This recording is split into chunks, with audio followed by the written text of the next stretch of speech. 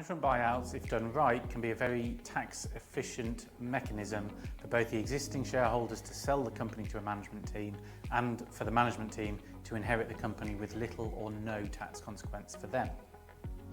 First, what are the tax implications of doing it the wrong way? Because we've seen this quite a few times.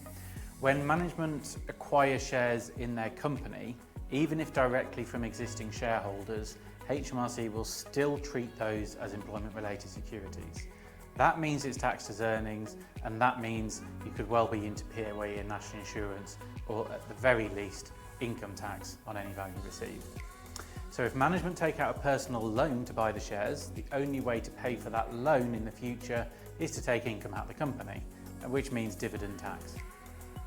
The exiting shareholders will still get CGT treatment in most cases, so that probably means business asset disposal relief, which is currently 14% up to the first £1 million worth of gains. Now, if we look at how we can do this using what's often referred to as a BidCo structure, the management team set up a new company called BidCo, and it is BidCo that acquires the shares of the target company, with the management team owning those shares in BidCo. So because BidCo is now the buyer, it owes the exiting shareholders the cash and any deferred consideration.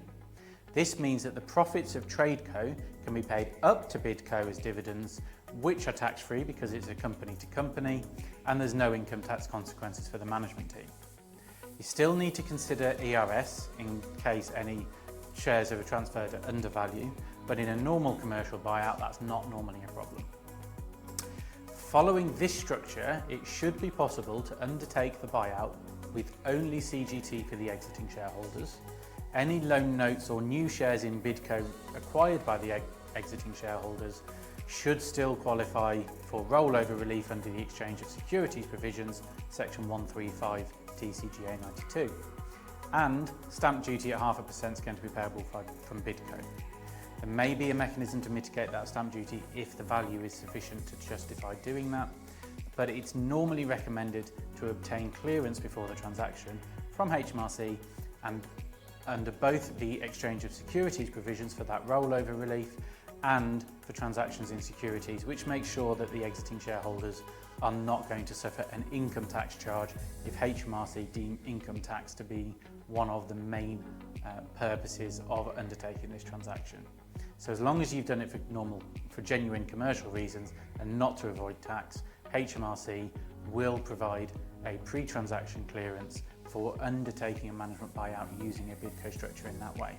And that gives you the most tax efficient structure in most cases to achieve the exit of the original shareholders, or possibly just a dilution for them, they don't have to exit in full, and for a new management team to come. As always, like, comment, share. It lets me know that these videos are well received, and if you have any comments or interpretation of this legislation, really interested to hear everyone's thoughts.